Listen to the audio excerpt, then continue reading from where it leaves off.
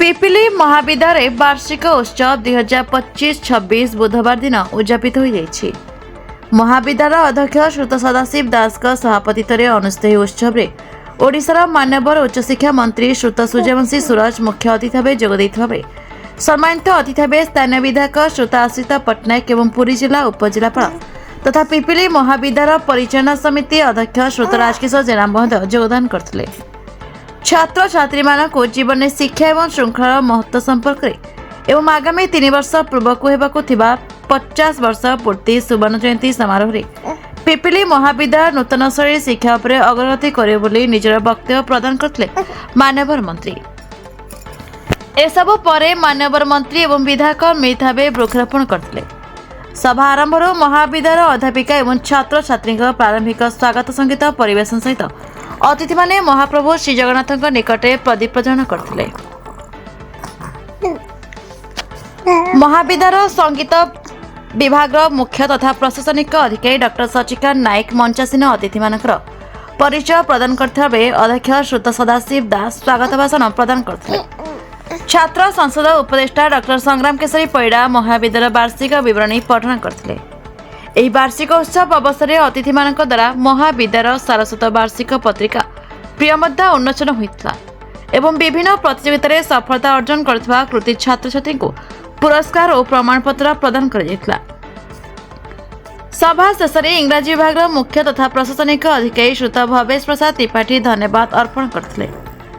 ମନସ୍ତତ୍ତ୍ୱ ବିଭାଗର ଅଧ୍ୟାପିକା ଡକ୍ଟର ପ୍ରଣିତା ମହାପାତ୍ର ମଞ୍ଚ ପରିଚାଳନା କରିଥିବା ବେଳେ अपराह्न महाविद्यालय छात्र छात्री द्वारा विभिन्न सांस्कृतिक कार्यक्रम कर उत्सव में महाविद्यालय समस्त अध्यापक अध्यापिका कर्मचारी तथा छात्र छात्री जोगदे उत्सव को साफल्यमंडित करथिले।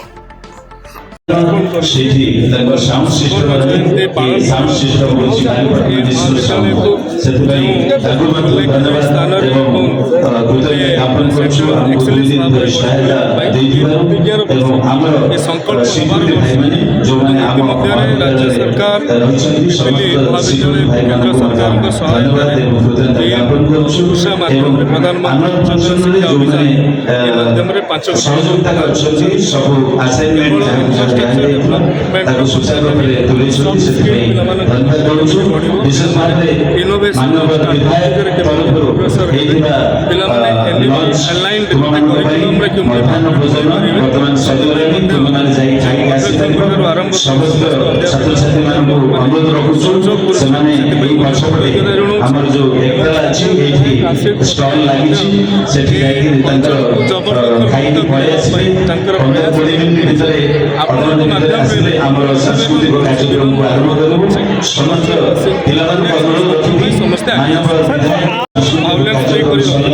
सरकार इतिमध्य माननीय मुख्यमंत्री शक्तिश्री योजनार घोषणा करथिले।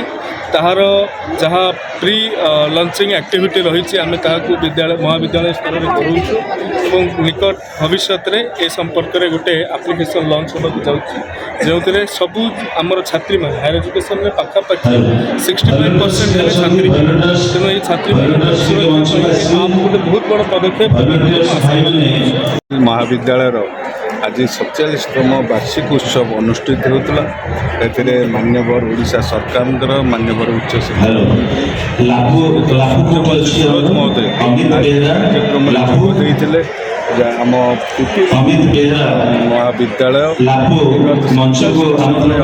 महामुनिषी मैंने जो शिक्षा को आगू नापी अंचल विकास में जो शिक्षार आवश्यकता रही लक्ष्य कर जो महाविद्यालय आज 47 वर्ष पहुँची आम समस्त दायित्व किभली भाव ये महाविद्यालय आहरी आगू जीव पिला जहाँ आवश्यकता है शिक्षा सहित सामूहिक विकास जहाँ जहाँ आवश्यकता रही मान्यवर मंत्री महोदय आज पठा दे गले और आज आम धन्यवाद देलु मान्यवर शिक्षा मंत्री महोदय को जे सहयोग आमर पिपिल महाविद्यालय को PM ଅନୁସାରେ ନିଆଯାଇଥିବାରୁ ନିଶ୍ଚିତ ଭାବରେ ଏ ଆମ ଅଞ୍ଚଳର ପିଲାମାନଙ୍କୁ ଗୋଟେ ସୌଭାଗ୍ୟ ଏ ଇନଫ୍ରାଷ୍ଟ୍ରକ୍ଚର ସହିତ ଶିକ୍ଷାର ଆଗକୁ ବଢ଼ିବ। ତେଣୁ ମୁଁ ଆଶା କରିବି ସମସ୍ତଙ୍କୁ ସହଯୋଗ କାମନା କରିବି, ଏ ଅଞ୍ଚଳବାସୀଙ୍କୁ ବି ସହଯୋଗ କାମନା କରିବି। ଛାତ୍ରଛାତ୍ରୀ, ପ୍ରିନ୍ସିପାଲ ମହୋଦୟ, ସମସ୍ତ ଲେକ୍ଚରମାନେ ଆମେ ସମସ୍ତେ ମିଳିମିଶି ଏ ମହାବିଦ୍ୟାଳୟକୁ ଆଗକୁ ନେବା, ପିଲାମାନଙ୍କର ବିକାଶ ହେବ, ଆମ ଅଞ୍ଚଳର ବିକାଶ ହେବ।